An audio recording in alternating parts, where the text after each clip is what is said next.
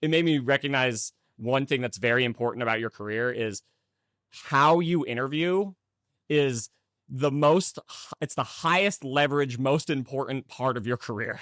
Like more important than the impact you even have on the role. It's crazy. What you just said is probably one of the most important lessons that I learned at Facebook. If you were to start all over again as an IC3, knowing what you know today, what's one thing that you'd change? Today, I'd like to share a conversation that I had with Zach Wilson.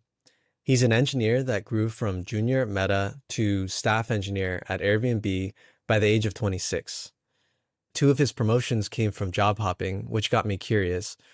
So we go into those details, we go over his ratings, his compensation, and a bunch more along the way. I think you'll like it since Zach is really transparent with everything.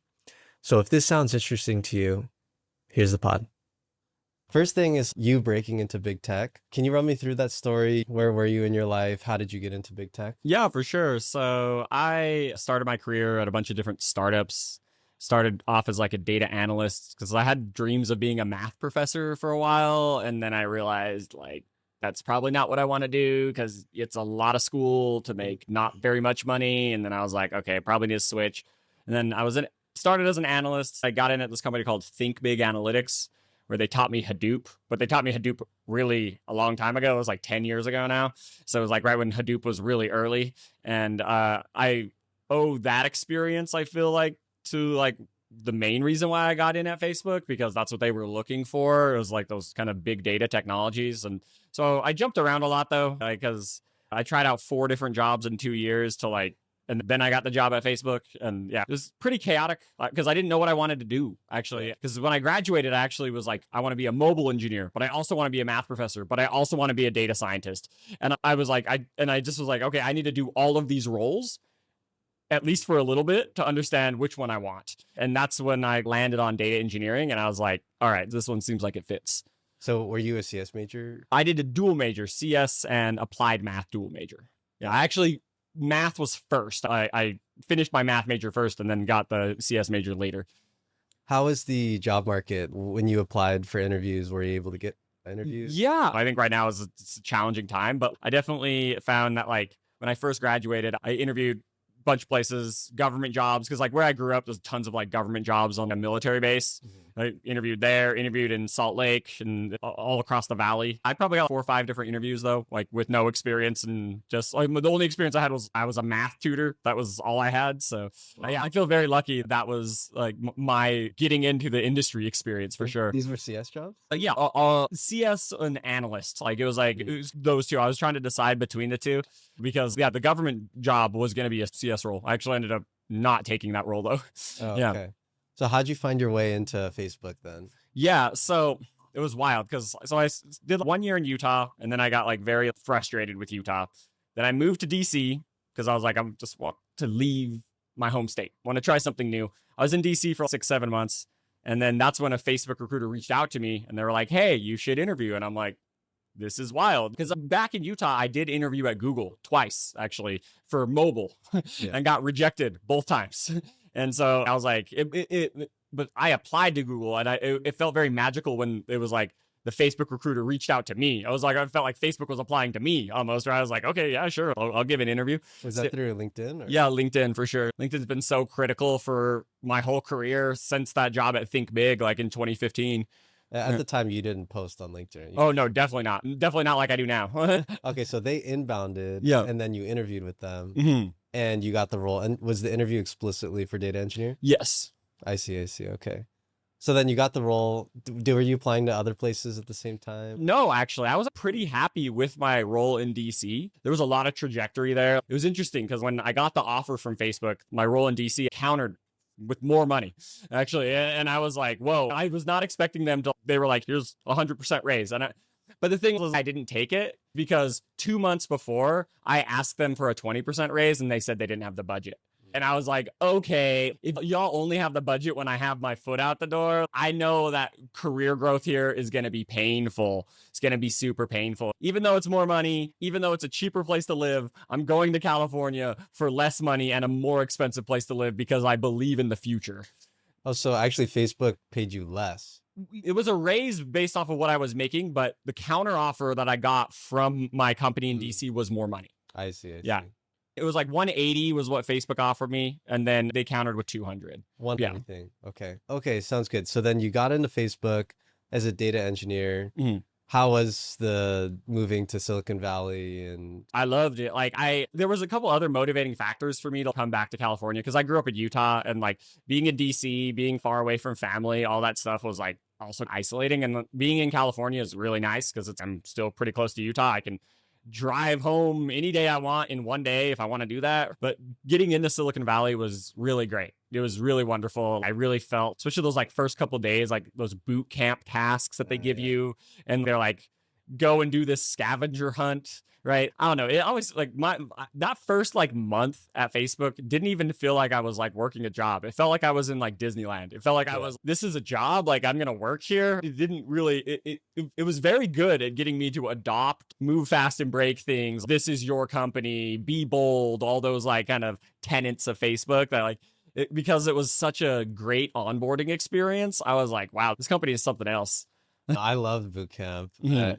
It felt like an extension of college or something because you're going to all these classes, you're just learning, you're not being held accountable for any deadlines or anything yet. So that was really great. Okay, so you come into boot camp.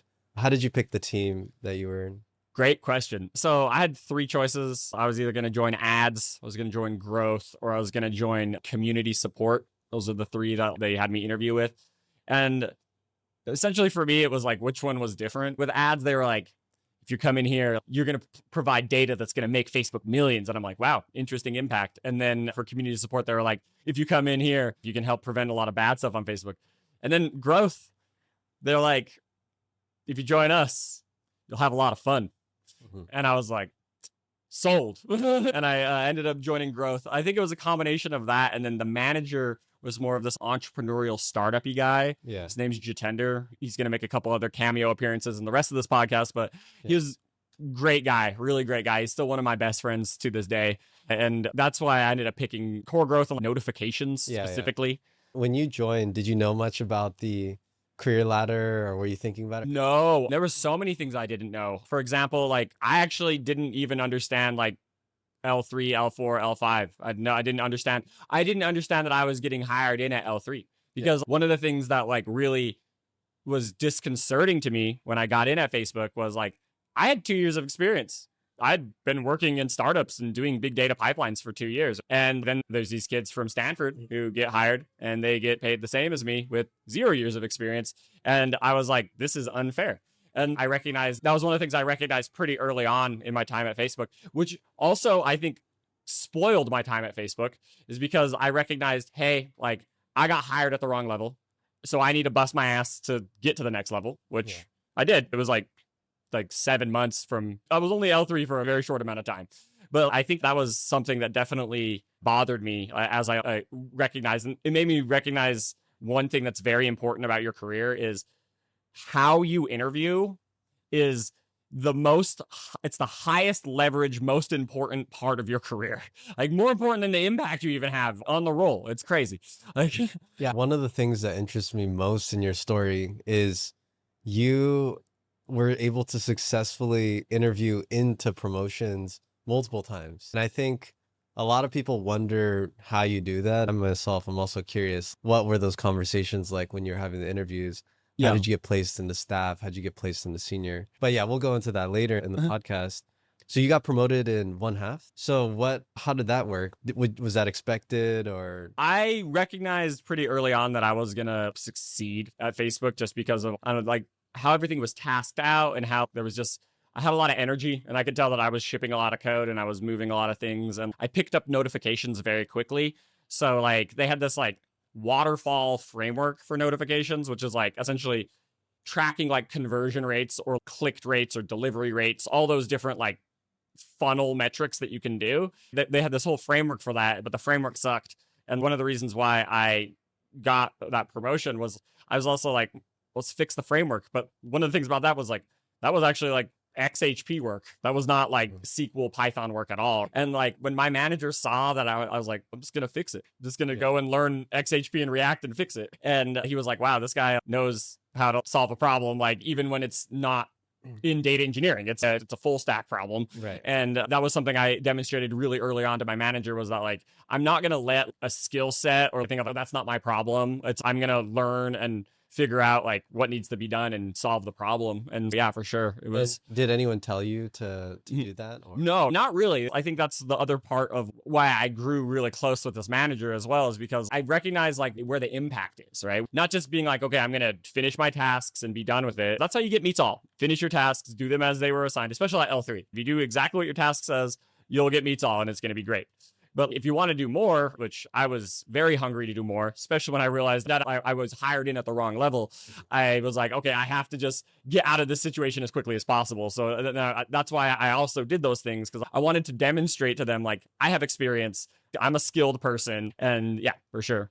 Did the promo just happen, or were you aware of it and expecting that to come at any point? The promo did just happen. Like that first promo, I had no idea. Yeah, your manager. Yeah. Because a couple things about it was like, I actually it wasn't even a full half, because I got hired at the end of July, so I missed a month of that half as well. So it was 5 months. So yeah, but like definitely that promo just was like, I think they recognized that I was hired at the wrong level, and that's why they gave it to me. Right. They weren't going to make me like do all the steps of getting there or whatever. Yeah. Yeah. Usually when promotions happen in just a half, that means that was a misleveling, and that's an opportunity. If you just joined Facebook and you all of a sudden were performing as IC5, they'll just promote you quickly because they take that as it was a miss on the hiring. And I think that's one of the things that is really cool about working there and about these tech companies, is that they will do that, because it's not, I don't know, at least like growing up in Utah and everything, it's not based on impact, it's based on tenure, right? It's based on, okay, you've been here 3 years, okay, you're a senior engineer now, and it's based on just like amount of time in the role. And that was probably one of the most beautiful things that shifted my mentality when I moved to the Bay Area. Because when I was in Utah, I thought that the very most money that I was going to make in my career as a software engineer was $200K. $200K was going to be, and that was like 15 years deep. That was me imagining myself at 35. And then when I get in at Facebook and I'm like, no, they're like, okay, no, we're going to give you $200K now. And there's a freaking trajectory to go to $1 million if you want. And it really showed me that there's so much more to this life, and so much more to like engineering than just I'm working at a company, I'm closing Jira tickets. But if you actually start to care about the impact of the business, like they reward you, right? They give back. It's awesome. Because you can create so much value too. You actually make more than you cost. It's easy for them to warrant paying you that much. Oh yeah, for sure. It's okay. It's like, you save us 10 mil, we'll give you a little bit more money. Sure. Yeah. Sometimes when people save 10 mil, I'm like, just give me a little. Just give me 1%. Yeah. I'll take a little bit. Yeah. Okay. So you got promoted from 3 to 4. Yeah. Because you had insane initiative. Sounds like you were working a lot of hours. How many hours a week would you say? So after boot camp, I ramped up, I would say probably 50 to 60. Very common, I think, for me, where it would be like, I would get in at 9:30, and then I would stay till 8 at night, because I'd do breakfast, lunch, and dinner, all meals. Because, I'm still this way. I feel like this is one of the things where Facebook ruined me a little bit, is that they're like, we're just going to feed you all your meals. And then I'm like, now I'm 30 and I'm like, I still don't know how to cook. And I'm like, this is a problem. I'm like, it's a basic life skill that I was able to avoid learning. And I'm like, this is a rough situation, but definitely I would say, around that. Got it. So then after you got promoted to 4, then what? Were you hungry for 5? Oh yeah. When I got 4, I was like, I want 5 in a year. And I was like, I'm going to work for it. I'm going to crush it. And it didn't happen. So what was your plan? Did you talk to your manager? Or? Yeah, I did. I talked with my manager. So a couple things happened and Jitender, like that, when he was my manager, I actually was pretty confident that it was going to happen. Problem was that next summer, Jitender left. And then there was a period of time where we all just reported to the director, right? And I didn't really have a great relationship with him. And then eventually we got a new guy in, right? And it's funny because that guy actually came from Netflix, which is so bizarre. Ultimately, because then I left to Netflix. I'm like, Netflix and Facebook it's all the same people, dude. But I had a plan, and I actually felt like I actually did deliver on the value that was necessary to get to senior. But my view on it was the fact that I had 3 managers that year. I had Jitender, I had Nick, and I had Satya. And no one really had the context, right? Because I'm like, how many times do I have to tell my manager what I did? Why do I have to do this again and again? And I think that was ultimately the thing that kind of disrupted the plan. But it also goes to show that having a good manager who trusts you takes time, and you have to build that up with them. You have to prove that to them, right? And they're not the good managers will trust like implicitly, and then they will only remove trust when you give them a reason to not trust you. But some managers are like, no, you got to prove it, right? That's where it's like different. It depends on who your manager is. So you had Jitender for a half, or how? He was my manager for a little bit over a year. But so after you got promoted, that first half, did he do your PSC that half? Yeah, for the promotion. Yeah, just he did the first promotion, but after that. Oh no, not because he left after that. Okay, so half as an E4. Yeah. And then you got a new manager. Yeah. And that half though, how's your PSC? Was it? I got greatly exceeds. Okay, you got greatly exceeds as an E4. Yeah. In your first half. Okay. Yeah. That's signal that you're doing really well. Yeah. What prevented the promotion the next half? Great question. I think what happened the next half was it was greatly again, right?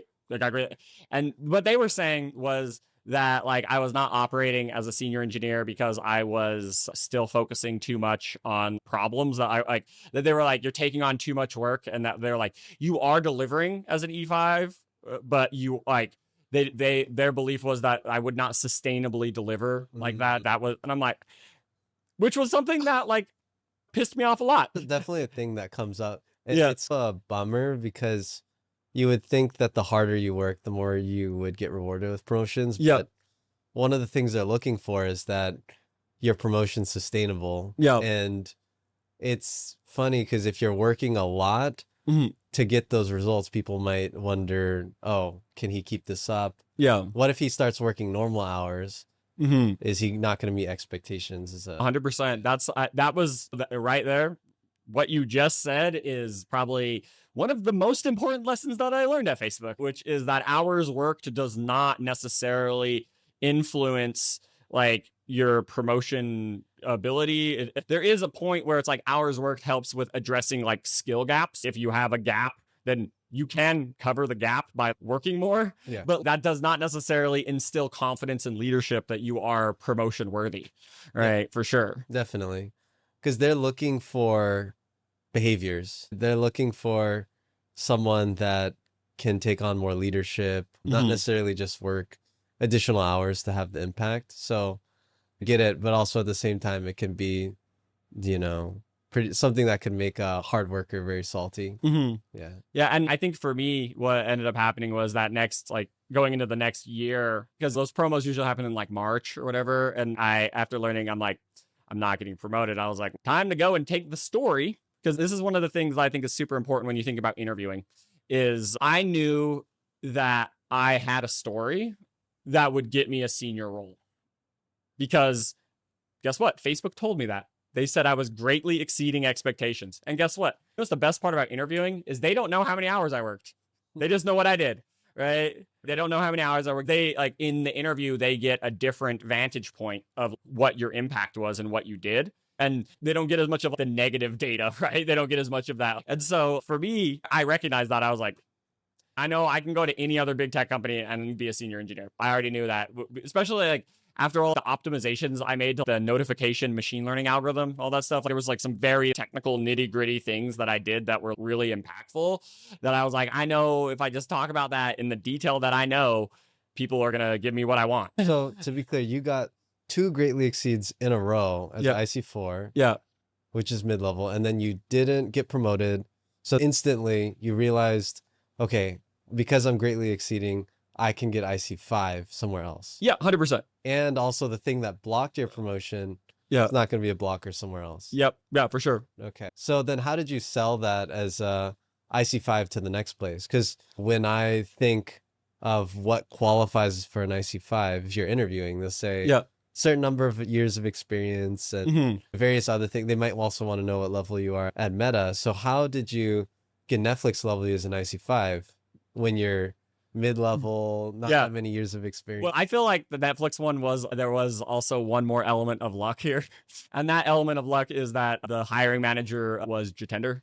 So I'm like, all right, Jitender, you've already seen my work. You trust me. What's up? And Yeah. so that helped a lot, like having the right connections. That's why building a network is important. That's why I'm all about brand, personal brand. And I think a lot of people conflate personal branding with making content on LinkedIn or like putting your voice or doing a blog post or making YouTube videos or whatever. But there's also like this idea of internal brand, which is like, how are you known in the company? How are you known by the people you work with? And it's if you're able to build a strong internal brand, that's what it did. Is because I worked really hard with Jitender and he saw what I was capable of and capable of doing. Because for me, there was one other problem that I had with Facebook actually, which was and there was one other conversation that I had that like really frustrated me was I also wanted to not be a data engineer anymore.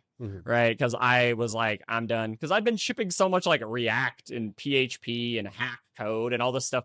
And I even was talking to my managers. I'm like, dude, like compared to all the other data engineers on this team, I am writing because I even gave him the number. I'm like, so I was on a team of 15 data engineers, and I'm like, I'm writing 90% of the JavaScript code from our team. Just me. And so I am not doing the same work that like other data engineers are doing. So I feel like I should not be a data engineer. I should be a software engineer. And software engineers get more equity because data engineers are technically not on the E track, like they're IC track. They're like, and so they get like it's like 30-40% less equity, which is, I was like, that was the other thing I was like, unfair. I'm a software engineer. I'm a real engineer. And so there was one more conversation I had there that like really set me off, that made me like really not want to work at Facebook anymore, which was like, so one was like, I really wanted to be at like L5. And the other one was I wanted to switch to software engineer. And when I talked with my manager about switching to software engineer, they were like, hey, we can switch you to software engineer. We're going to have to down level you though. And I'm like, I'm not going to be an L3 software engineer. That is absurd. That is patently absurd for me to do that. That is an absurd statement that you even said that came out of your mouth right there. Why? Right? They were like, you're not going to have all the skills necessary for it. And again, that was the thing where I pointed out, what about the stuff I'm shipping? What about all this code over here? See this stuff I've already built? And that stuff didn't matter. They just looked at title, and comes back to having the right manager matters so much. It matters so much because then they're actually able to listen to your career goals and actually take into account all of those things, right? They're not just, you're a data engineer. So then for a while, that was actually like standard practice at Facebook. If you wanted to go from data engineer to software engineer, they down leveled you, but not the other way around, which I always thought was interesting. I'm like, okay, so there's like the software engineer supremacy at Facebook or something like that, where they're like, yeah, software engineers are here, data engineers are here. It's, yeah, for sure. That was the other thing I recognized was I wanted to work on data stuff that wasn't just SQL, because now I learn more and like the field has changed. Data engineering has changed. And technically the role I had at Facebook was not data engineering. It would not be titled that today. Today it would be titled analytics engineering, which is a different title, right? And that's like more SQL experimentation, product analytics focused. Whereas data engineering is more about like big data pipelines and like Spark, and so more technical and not as much analytical. And that, I was drawn more to that kind of stuff as well. So do you think if you had a better manager that you wouldn't have been down leveled? Oh no, I definitely not. If I would have had a more supportive manager there, I would have been able to because guess what? I have a friend who works at Facebook. His name is also Ryan, and he still works at Facebook. And guess what? His manager was supportive, and he transitioned this week.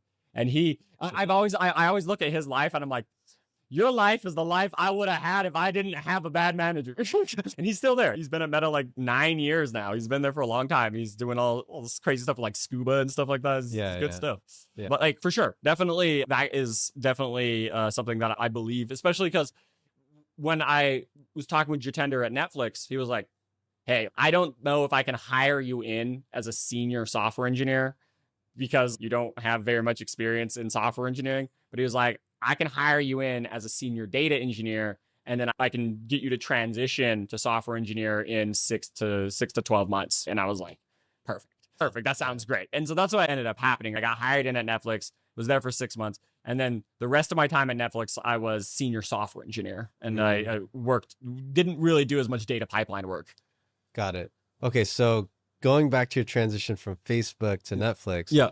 It was a connection with your old manager who gave you such a strong recommendation that Mhm.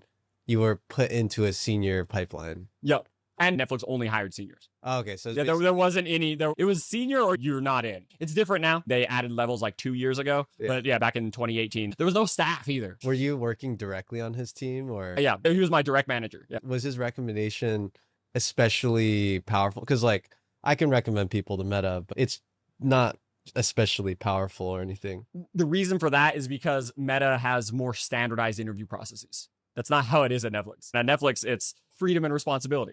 Right. And they give managers a lot of power at Netflix, right? They also give managers a lot of power to fire people, and they put a lot of pressure on managers to fire people, but also the hiring process is up to them. Yeah. So that's also who they bring on. It's more free.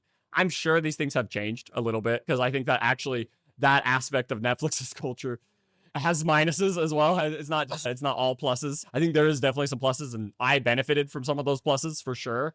And initially, like when I was there, I was like, wow, this is the best company ever. How many engineers were at the company at the time? Total at Yeah. Netflix, I think like 1,000 or maybe 1,500. Okay. So It's quite a bit bigger big. now. I think it's 3K now, but yeah, it was like, yeah, but definitely like over 1,000.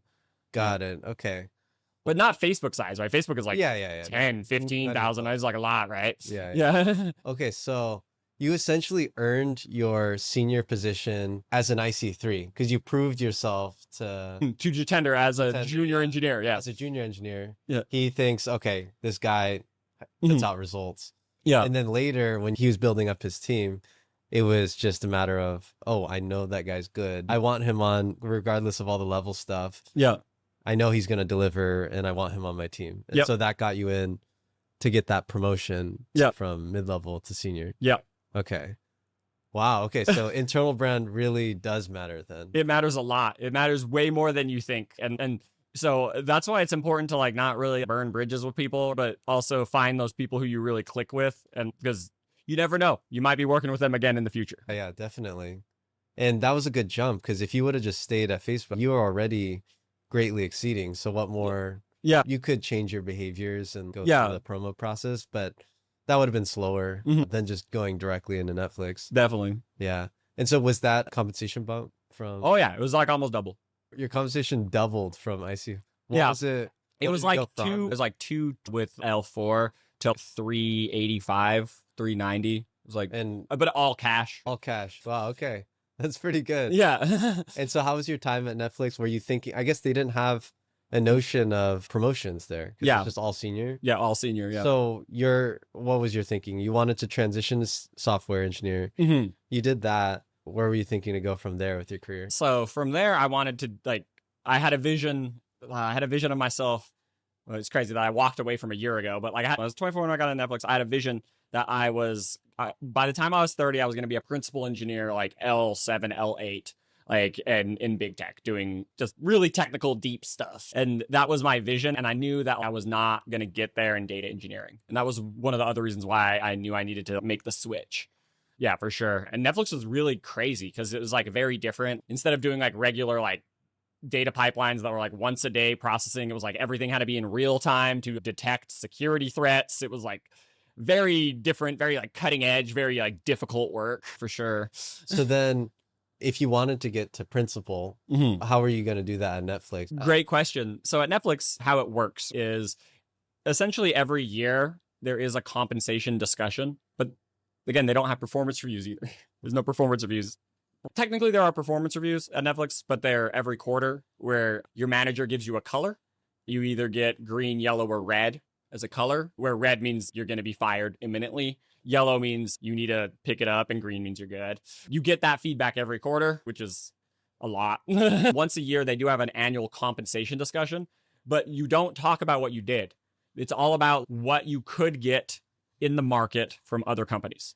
And they'll match it. But your manager can also, if they feel like you're being underpaid or whatever, they can also come in and adjust your compensation like almost at any time. It's very different. A lot fewer rules than at Meta, where it's got to be like every 6 months after a calibration and a packet and a submission. It's the whole thing. Netflix is very different. But I think Netflix has learned, because Netflix, obviously there's levels now, and I think that was a problem.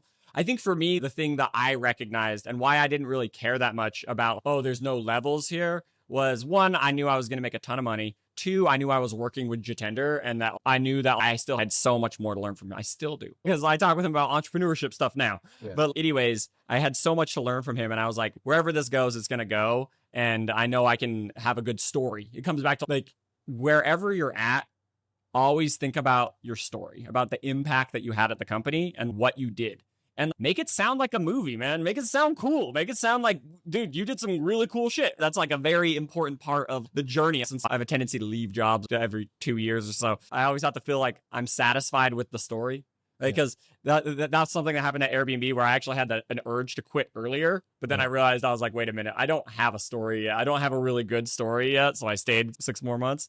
But yeah, getting that impact story is super important. So when you say story, you just mean a good, fully delivered package of work that was impactful. Yeah. You can sell. Yep, 100%. Exactly. Okay. Where it's like, hey, if you hire me, I will do this much for you in 2 years.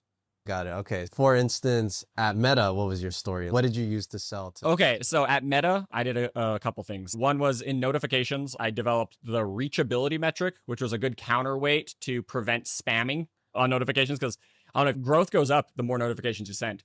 There's a correlation there, but obviously there's a spam on the other side. And so reachability was like determining who is turning off their settings. It's just a way more complicated metric than you would think. So that's one big thing I did. Another big thing was I built the first cross-app growth dashboard for WhatsApp, Instagram, Messenger, and Facebook. So you could look at all of the growth metrics in one chart. And that had never been done before. I was the engineer that integrated all that stuff. The big thing was Facebook has this algorithm called nudges, the machine learning algorithm that determines which notifications to send to you. I made that pipeline it cost 90% less. So it was 10 times more efficient after I optimized it with this thing called sorted merge bucket joins. But those are the main things that I did at my time at Facebook that I sold to Netflix. You're saying for successful job hopping, you want to wrap those pieces up and be thinking about when I jump, this is the story I'm going to tell about the thing that I did. Yeah. Because obviously, if you have short tenure at places, the very first thing they're going to think is this guy doesn't play well with others. This guy he's not a good fit there. Why is he going to be a good fit with us? But you have to squash that. Very early in the interview process, you have to squash the idea of this guy is a disloyal job hopper because that's obviously something they're going to think when they look at the resume. But if you can squash that and instead be like, no, this guy is actually extremely ambitious. He wants to solve hard problems. And he has solved hard problems, and he's on a trajectory to help us solve hard problems. That is a much better, I've even seen it in interviews where people were initially skeptical of me, but after talking with me, they're like, okay, this guy seems pretty good. Okay, so let's talk about Airbnb. So I guess for the promotion to senior, it was through the job hop, and Tender was a big part of it, and your ability to sell yourself was a big part of it. So then, sounds like Netflix was good. What made you want to jump to Airbnb? Great questions. A couple things happened. So like one of the things that happened with Jitender was he also believed in me too much. Because what ended up happening on my team at Netflix was I was on this team working on security threat detection. But then there was a whole other team doing this thing called asset inventory, which is just managing all of the cloud assets and where they're at and who owns all that stuff. And the engineer there, who had been at Netflix for 10 years, left the team. There was this opening for that spot, which was why Netflix is complicated. Back then, especially complicated. That spot was definitely a staff spot, not a senior spot. I'm like, I'll take it. Let's go. I'm hungry for opportunity and I'll take it. And so I take that role. I went from interfacing with just the detection team to interfacing with 11 other teams. The amount of conversations that I needed to have dramatically skyrocketed. I honestly wasn't ready for that. And I leaned back into my behavior of, okay, these people want this, these people want that. And I'm like, okay, I'm just going to answer all of these people's questions, even though I was just one guy and it was way too much work. I got to solve all these problems because I was like, holy crap, this is crazy. And I got a big raise though. I got a huge raise from that because of that jump into this new role. Netflix recognized that. So when I got in, I was in like the upper 300s. And then my next year at Netflix, like they had me at 550. And because of this like change into this kind of more of a staff engineer archetype, which I was not ready for. And then ultimately what ended up happening at Netflix was in 2019, they decided that data engineering and data science. So I was a software engineer on a data engineering team. It's complicated, but like I was still in the data engineering org. And so they determined that data engineering was no longer like a necessary org and they wanted to collapse it into data science. And so what they did was they straight up They're like, okay, VP fired, director fired, and then Jitender fired. They just cut the whole chain, and then they're like, okay, now all you guys report to the data science people now. And like when they did that, like that stressed me out a lot. It stressed me out way too much. It was stressed me out so much that I went on a mental health break.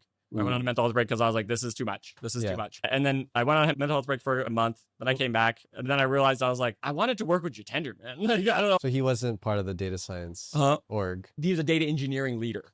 Oh, was he fired? He was fired. Yeah. No, they fired all the data engineering leaders. Oh. They all got God. And then we all started reporting to data science leaders instead. And that was a big thing that I was like, I had one last attempt that I wanted to do at Netflix because technically I also wasn't really in the data engineering org to begin with. I was more in like the cybersecurity org because I was working on asset inventory and tracking all of like the security assets. That was like literally what my job was.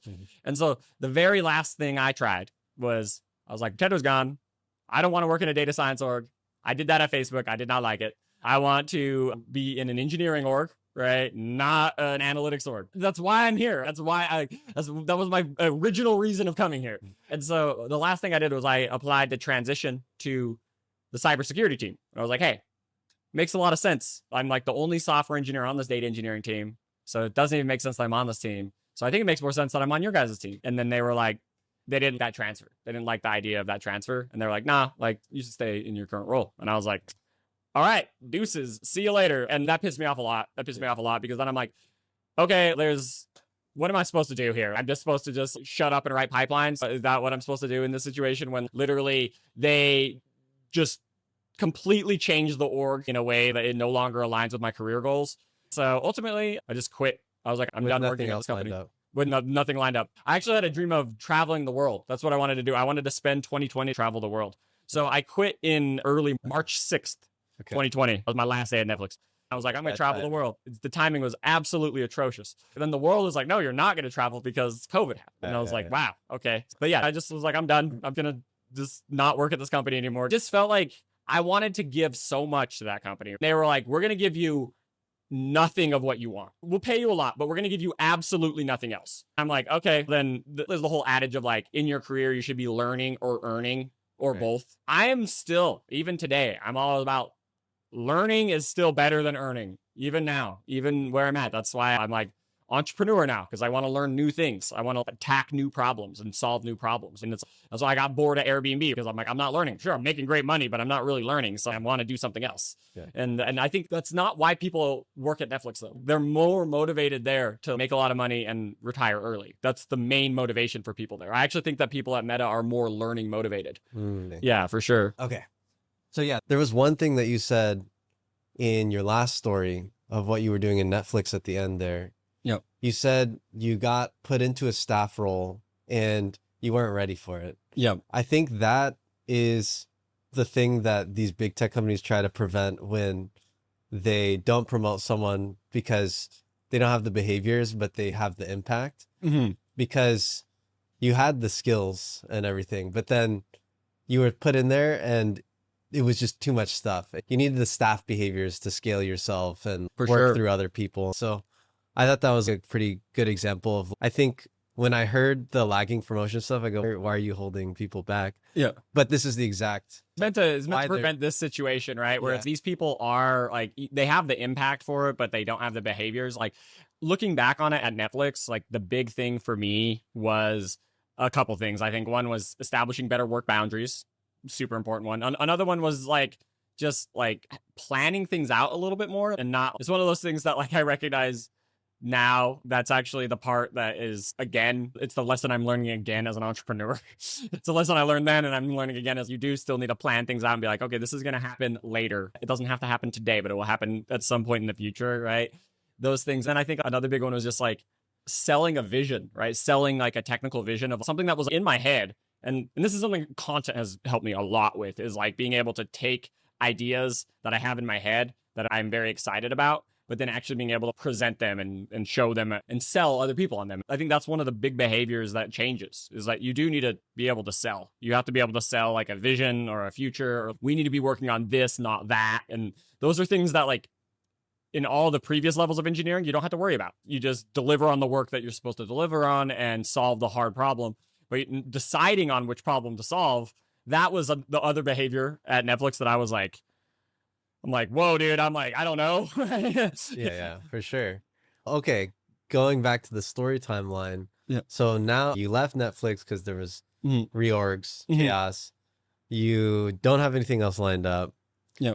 How do you start thinking about Airbnb? Oh yeah, it really just came back to in December of 2020 when after I was like had played a lot of video games and I don't know, I just wasn't feeling very fulfilled. I was really depressed, and then my girlfriend at the time was like, "What are you doing with your life? What's going on?" And she was like very not happy with what I was doing, and I was like, "Fair." And we ended up breaking up, and I was like, "Whoa, this is okay." Now I'm like, I got no job, I got no girlfriend. I'm like, and I barely got the dog in the breakup. But okay, we got the dog. That's just me and a dog right now. I'm like, I gotta freaking support my dog at least with an income. And then I was like, I should interview. I should take another swing at the fences here and see what happens. That was also when I started making content. Was December 2020. Was like that was because that was also something I said to all my coworkers at Netflix. When I quit, I was like, you're gonna see me again. You're gonna see me again. I'm gonna be famous. I promise. I told them all that in like March of 2020 when I left, because I was like, I'm going to make content. I'm going to be, I even knew back then I was going to make content, but I should have done it during the pandemic when everyone was on their phone, because you could just blow up and then you could be like Ali Miller and have 1.5 million followers. If you started in 2020, you got such an unfair advantage. And Ali Miller, she's like the #1 AI influencer on LinkedIn. God. But yeah, I was just happy that I started in 2020 still. And then that was the big things I did. I started making content on LinkedIn, and then I started applying. I actually interviewed at more than just Airbnb. Right? I interviewed at Meta. Right. I interviewed at Google, and I interviewed at Airbnb. When you interviewed, was it data engineering roles? It was a mix, actually, because I didn't know what I wanted. Because Airbnb was able to end up selling me on a data engineering role, but at Google I interviewed for software engineer, and at Facebook I interviewed for software engineer. And I actually got offers from all three companies. But the problem was that the Google and Facebook roles were both senior. And I was like, and then Airbnb was like, and I'm like, okay. And then it was just like, I was like, I can't just say no to an extra $100,000, because it was just like the Airbnb offer was just so much more money that it was like, okay, this is not even close. Do you remember what the numbers were? Yeah. So for Facebook, it was like 415 or something like that. Like it was pretty high, like 400. And then Google's was a little bit like 3. When I got the offer from Google, I was like, why did I even interview with you guys? You're going to pay me what Netflix paid me 4 years ago? I don't know about that. And then the one from Airbnb came in, and I was like, okay, it's much more, over $100,000 more. And I was like, okay, freaking easy decision. So yeah, no brainer. Yeah, and it made me a little bit sad, because I was like, it's not even really competing offers, because those ones aren't even really competing with the other one. And I was like, it was an interesting kind of place to be. Yeah. But the reason why I was okay with it, because Airbnb actually does data engineering very differently than a lot of other companies. Big things like, for example, at Airbnb, I only coded in Scala. Right? No SQL. And I guess not only Scala, but like 95% Scala and 5% Python. But because it's all about, they want really high quality pipelines that are integrated with their online systems. Like for me, it was pricing and availability. Their pricing and availability systems, they wanted pipelines that emulated all of the behavior that those systems would create.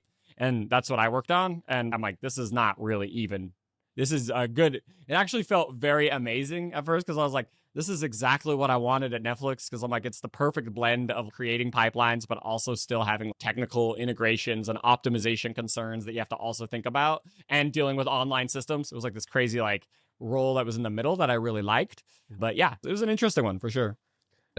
So Airbnb gives you staff. That's a no-brainer, and it makes it so that you're willing to go back into data engineering, software engineering. Okay, sounds good.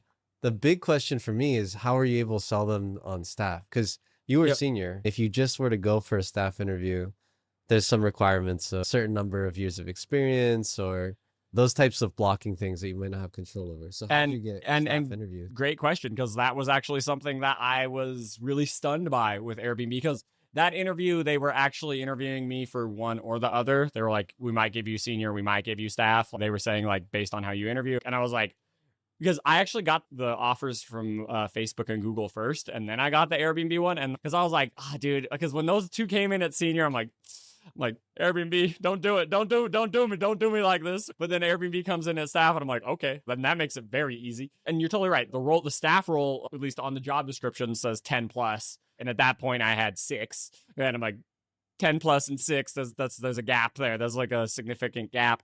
I think it comes back to just that impact story and being able to talk about what I did at Netflix and like the being like I interfaced with these like 11 teams and we solved all these crazy security problems, right? And being able to just talk about all that stuff, that is what I think really put Airbnb over the edge. Because one of the things that I feel very grateful from Netflix that I know impressed people at Airbnb was they have this kind of culture of this feedback culture, right? The radical candor of just give feedback immediately, right? It's like almost if you come from a kinder company or a more chill company, when you come into Netflix and then you start getting this immediate feedback, you're like, everyone here's a dick. Everyone here's like, why is everyone here so mean? But then after a while, you're like, wait a minute. No, everyone here really wants me to grow. That's what it's actually about. And I think that was what I was able to learn from and get that. But I was definitely really nervous about the role at Airbnb because I was like, am I just walking right back into what I just left at Netflix, right? Am I walking right back into something that it was going to be just a replication of what I was doing before? For the senior and the staff, was the recruiter up front or are they saying, hey, Yeah. FYI, you're either going to be senior or staff. Mm-hmm. Good luck on the interviews. Yeah, they actually did say that. And I was annoyed by that a little bit because I just felt, I'm like, I guess because I knew that at that moment, if it was just a senior interview, I wasn't going to take it because was there something on your end that you did to advocate for staff? Oh yeah, great question. So I advocated for staff because in that interview, I was like, hey, I'm interviewing at these other companies. And then when I was talking with the Airbnb recruiter, I was like, hey, I'm interviewing at Facebook and at Google right now as well. And those companies, like, and I even told them, I'm like, if I get an interview from all 3 of you and they all come in as senior, I'm not picking Airbnb. You said that too. Yeah. All right. So were they gonna do senior? Yeah, I think so. I think that was, well, the interview, they said, and that's why we leaned into that kind of middle ground of we'll just do the interview. And if you interview well enough, yeah, because I wanted it to be like an open-mindedness, at least, of give this guy a chance. But yeah, because otherwise, because everything being equal, I probably would have gone back to Facebook. If it was like senior across the board, I probably would have gone back to Facebook. Got it. But since it was not, I was like, and did you try to get staff interviews at Google and Facebook too? Yeah, I did try to get those roles. They did not give me that. They interview. Were just they yeah straight out at the front. They said yeah. Senior only. But Airbnb, they said, oh, probably senior. Yeah. You said I'm not going to take it unless staff's an option, and then they said okay, maybe staff, and then you had the opportunity and you did well in the interviews. Yeah. Okay. Yeah, it was wild, and I love that. That's why it's so important to have more than one company that you're interviewing for that you're excited about, because then that puts you in this position where you can have conversations where it's, hey, this is what I need from this company. And because otherwise I'm gone, I'm just going to go somewhere else.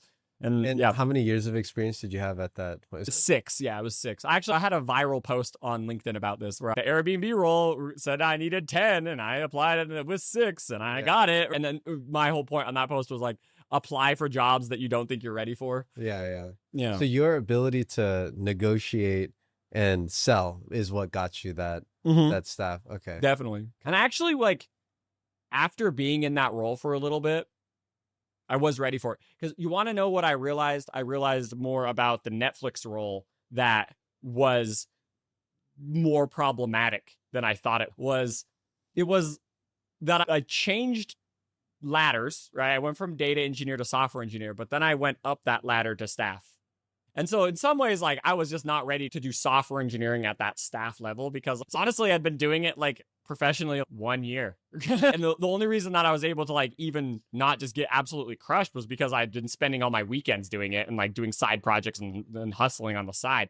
But if you look at the actual professional experience, it was the combination of those 2 things that I think I was like brand new, like job role, but also higher job title. And those 2 things together was like burnout risk. Whereas like when I got in at Airbnb, it was like staff data engineer. I'm like, okay, I feel pretty good about this. It was like more, the leadership was there. And I was like, okay, I needed to grow in there a little bit, but it was more manageable. It didn't feel like, it wasn't like, oh my God, I have so much to learn. It was like, okay, there's things I need to learn, but I know what they are. And this is going to be doable.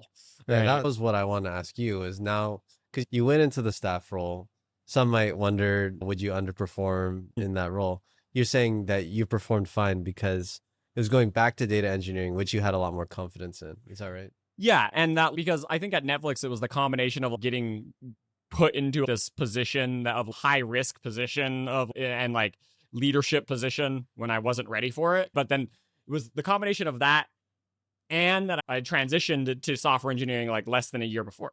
And so those two things together were, I think, where there was a gap, right? Where it's you only want to change like one variable at a time. And then, so when I got in at Airbnb, and I was nervous about it, for sure, super nervous, because I was like, I don't want to just run myself right back into the ground of being in a position where I'm like, I am not ready for this. But it ended up being way more chill for sure. Yeah.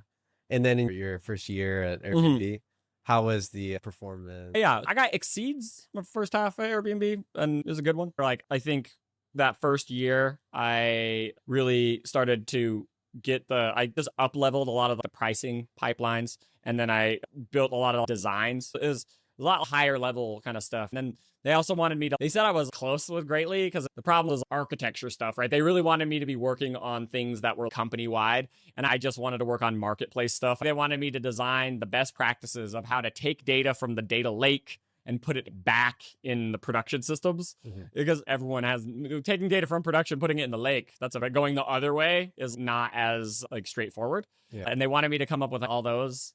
And I just had no desire to do that. And that's when I realized that was a moment there. I had a moment of clarity. I remember it was in September of 2021 when I was like, wait a minute, do I even want to get promoted? Am I good where I'm at right now? Do I not even care? Because I don't know. I just feel like I'm someone who like, I want to do everything that is asked of me, and I want to always be showing that next level growth. That's like a part of my life. And when I didn't want to do that, I literally was like, I don't want to do this work. I don't want to do it. And I told my manager, I'm not going to do this work. And they're like, okay. They even told that if you don't want to do that work, that's the work that will get you promoted. That's the work that's going to get you to the next level. But I just don't care. It's too many meetings. I just did not like the fact that it was just so many meetings. So because you said earlier, your vision for your career was principal engineer by age. Did that change then? Because they were handing me the path right up for sure. That's exactly what they were doing. And I think it was when I recognized this was also right when I was getting traction on LinkedIn at the same time. I was like, that's when I just hit 50K on LinkedIn or something like that. I was like, wait a minute, I actually care about other things now. I don't just care about my job. I care about this other stuff as well. And so I told my manager, I'm like, it's fine. I will just work my job. And that was like my goal was I wanted to just get Airbnb to more of a rest invest kind of situation where I'm just doing the absolute bare minimum. What I wanted to do. Throughout your story at Facebook and at Netflix, you had a really strong internal brand with your manager. And so I think opportunities came to you. He kept giving you stuff. Get you to go higher and higher. It sounds like at Airbnb, even without that manager's trust, people, again, were giving you opportunity. So what did you do at Airbnb to go from zero internal brand to a point where they're saying, here's senior staff, please help us? Oh, that's a great one. This is one of the things that I try to do every time I get a new job is I want to do something in 3 months where people are like, damn. Or they're like, okay, this guy's crazy. And the thing that I did in 3 months at Airbnb was, so they have this pipeline called a pricing and availability pipeline that computes all the prices and availability every day. And it was like a mess. It was like one of the most like deady freaking pipelines I have ever seen. They had this new notion called the paved road, which is the way you're supposed to build a pipeline that is compatible with the platform, high quality. And all. They had given me that to move that pipeline onto the road, but they said that was something finished by the end of the year. I finished it in the first quarter instead of 4 quarters. And they were like, okay, this guy clearly knows how to make things a lot better. And because that made it so the pipeline was no longer delayed. Pipeline just worked and everything was just smooth and pretty much flawless going forward. And that was the start of that's the first like trigger in like someone's brain. Cause they're like, first off, they're like, this guy didn't just ramp up really quickly. He ramped up and landed a big impact quickly. Those two things together are really important. Where I want to show them that I don't really care that much about risk, right? That I manage risk really. I know that this pipeline is very important for the whole company. Price is a very important part of Airbnb. And so I was like, we can figure this out and we're going to build this out. And I'm just going to be very careful and follow all the best practices and let's get this done. I try to do that. I try to find those points in systems where people know that things could be a lot better, but they don't want to touch it because it's too risky or too complex or too much of a pain in the ass. It's usually one of those three. And that's why people just let it be bad or let it be suboptimal. And I know I have a gift for finding those points of like, where it's, okay, I can solve this problem, but I don't know if this is the right one to solve, but I'll do it. And I want to land an impact early. That's the big thing to start building that brand. And did you know that work would have the impact before you did it, or was that kind of handed to you? Or? So it was handed to me. Obviously, it's handed to you when if you're 3 months into a job, like everything is handed to you at that point, right? It takes at least 6 months before you can build your own internal kind of compass of the company, where you sit, especially in these big companies that like have so many moving parts. That's the only way to do it. But in this case, it was something that was handed to me, but I think it's an interesting kind of trade-off, right? And the goal there is just to build that brand. When you're starting a new job, people don't trust you. They honestly don't trust you. Some people might actually distrust you. I know that there were some senior engineers at Airbnb who actually didn't like me because I got hired in at staff, because they were like, they've been gunning for staff, and like that staff promo from senior to staff is just unnecessarily ridiculous at most companies, right? And then they thought it was just handed to me because I got hired in there. And they're like, oh, why is this external hire getting this one? I've been grinding for 4 years trying to get this promo. Yeah. That shows to the value of interviewing, because you did something that I'm very impressive too. You did it and you got this offer with like less than 6 months of work. Yeah. Whereas these other people, they go through all the hoops and things, and still they're having troubles. I guess it shows the value of interviewing. It's similar to a couple things. I think a couple other pieces of that are like, you know how when like startup companies are raising venture capital, pre-revenue companies actually get more generous offers because it's the maybe, right? It's like, where could this go? But then it's like when you have a track record, the inertia that you have built from your own track record, it's hard to overcome. Even if it's great, it still can be hard because they're going to always be like, we hired you at this level. And then you have to fight it upwards. That's why, yeah, interviewing is wild. Yeah, I think because there's more variance in the interview process. There's an opportunity for you to you get that stepwise, right? It's not an angle change, it's a step change. Yeah, that's huge. Okay, so that kind of does the whole story of IC3 to IC6. And what? You did 2 halves at Facebook. You did about 2 halves at Netflix. You had a break for roughly a year. So you basically went from junior to staff in 4 years. Yeah. That's insane. Okay, so I think a few questions to wrap up the interview. Yeah. One of the most common ones that I get is, how much did you work? It sounds like you're working about 60 hours, especially 60 hours a week at Facebook and Netflix. What about Airbnb? Was that also? Airbnb was a lot better. In 2021, like 40, maybe a little bit more. Like that was one of the things that blew my mind about getting the exceeds. Yeah. Because I was like, I'm not even, what? I was like, I actually thought that my initial read on that was like, wait a minute, you can get exceeds and just work a normal amount of hours? That was something that I didn't even think was possible. I thought I was going to get meets. And I'm like, great. I'd be happy with meets. I'm fine. Just don't fire me. Yeah, I've definitely met people who are afraid of the staff promotion because they think that it locks them into a lot greater than 40 hours a week. This is proof that in many cases, or at least in this one case, you don't need to work more than 40 hours a week and you can meet expectations. It's more about shifting your behavior, right? It's about shifting from, you really need to be able to start identifying high leverage opportunities, right? And that's not necessarily something that is grindy, right? That's just something that like you need to learn how to do. And I think that it can be grindy for some people in staff. And I think that's why some people like, they do feel like they need to like work more, but also sometimes like those opportunities are just not there too. It's tricky. Yeah, definitely. I think one of the things that might be interesting to go over, is there something you think's unique to your personality that kind of helped you throughout? Yeah, that's a good one. I think a couple things there. Like the biggest one for me is just my tenacious ability to just keep learning, and I'm willing to put in the work to do it. Because even when I was doing 60 hours a week at Facebook, I also founded a startup during that time. And then Saturday and Sunday at the same time, I was also working on a startup then, because I wanted to learn JavaScript and I wanted to get better at full stack development. I wanted to learn how to do all this stuff, which has been critical for my success this year as an entrepreneur.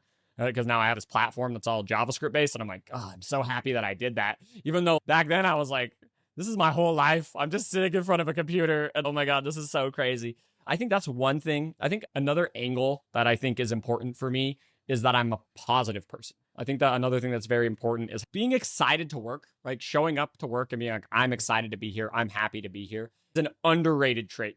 Because the thing is, if you are showing enthusiasm and excitement, it's contagious. It makes other people like their jobs more. And if they like their jobs, if they like their job more because of you, they like you. And if they like you, they're more likely to give you opportunity. And that helps a lot. I know that's my friend Nikita, she's doing crazy good at Meta.